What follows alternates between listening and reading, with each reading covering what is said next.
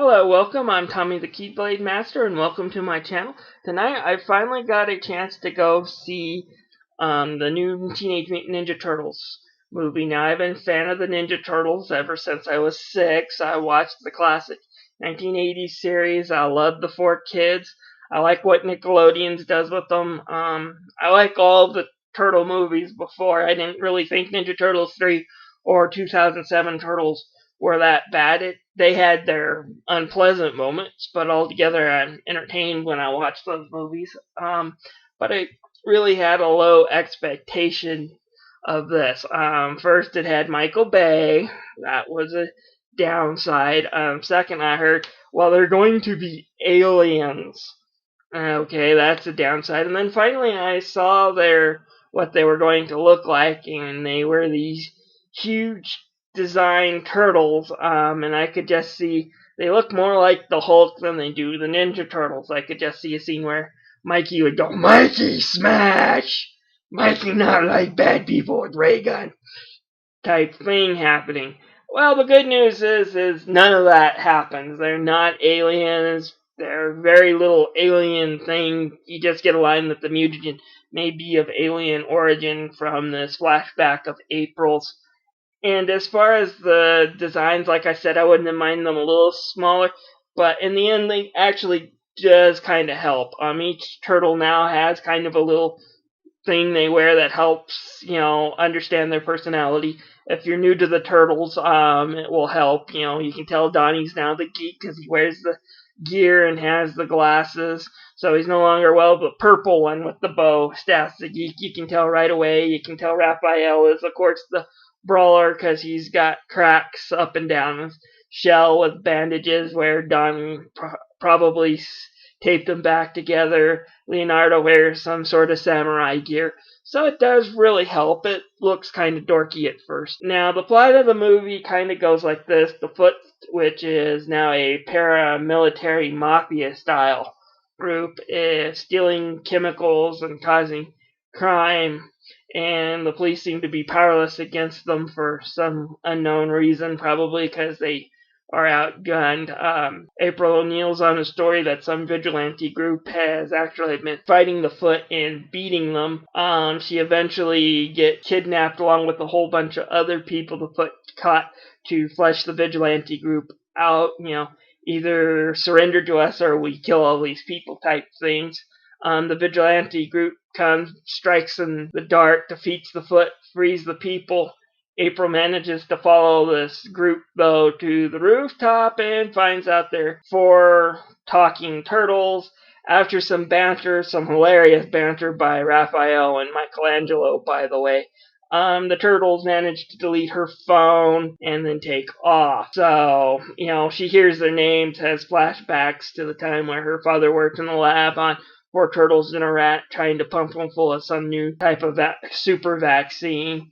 The lab caught on fire and she got the pets out, and it seems like the super vaccine has mutated them. He goes then to the guy who owned the company, tells him that these turtles are alive, they've mutated, and then the turtles kidnap her again to go see Splinter, and Splinter tells her the whole story, including that the guy of the company is working for the Shredder and he wants the mutagen for nefarious reasons. I won't spoil the plot too much more other than, if you've seen the trailers, Raphael has to go rescue the other guys. That doesn't take too long. Some, like I said, really good joke. April is, again, back to being a news reporter, and yes, they do highlight a few things from the 1980s cartoon. We see Vernon again. Fortunately, he's not the same Vernon from the original 1980s comic, although the fact that he and Raph have to ride together would have been really good, because if you watch the old 80s cartoon, Vernon's a bit of a jerk. He's not quite a jerk. He just doesn't believe April's story at first until he sees Raphael, rather ticked off Raphael telling him to drive. And that's a funny scene. But, like I said, the action's funny, too. It's got some really good setup action scenes. Now, they did make the turtles a little more superpowered than they have in the past. They're bulletproof, they swing vans and cars with their weapons, and all kinds of things. It's a little over the top, but then, hey, it's Michael Bay. What do you expect? For the most part, like I said, it was pretty good. The only two things I didn't like was Tony Shalhoub voicing the Splinter.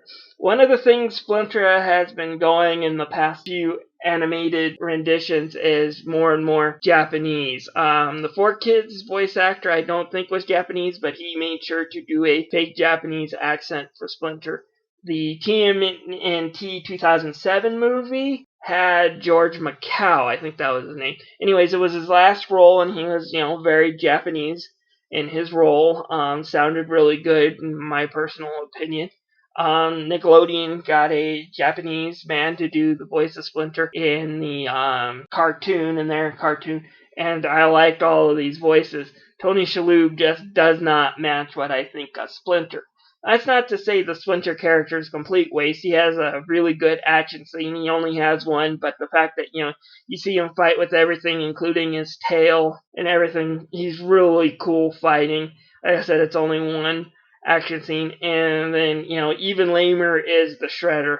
They try to make him cool by adding all these blades and stuff and cyber armor, and all the time I was thinking two things. Number one, I was going trans ninja, a ninja in disguise.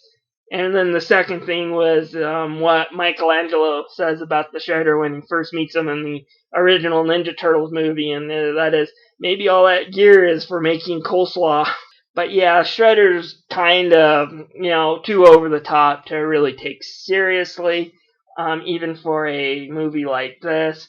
So I didn't really like Shredder either. The Turtles themselves, they did not screw up the Turtles.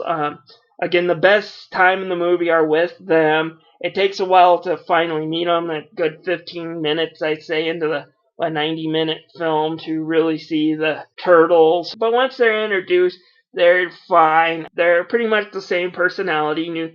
Each one gives them a little bit of a different twist, but the same personality. Leonardo is, of course, the leader who has issues of failure. Raphael is, of course, the angry guy. Donatello is the geek, and Mikey, the turtle with severe ADHD, who, never seems to take anything serious, and is, of course, the comic relief. Did Mikey more like Donatello in the new series? He's the one with the crush with April this time. Some really good jokes came out of that, too.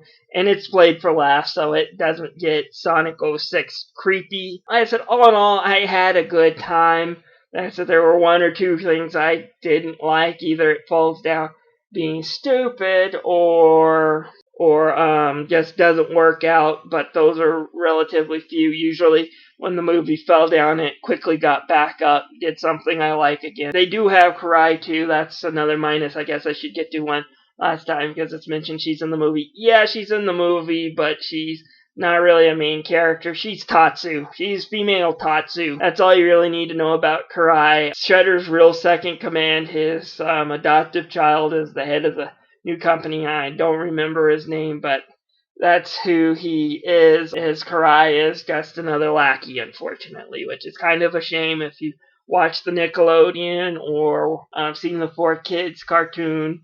She's, a major character in those, but not in here. But like I said, mostly good. 1, 2, 3 small bad things. They did ruin the film for me. It came out a lot better than I thought it would. Would I recommend going see it? Yeah, I would, but only if you haven't seen Guardians of the Galaxy first.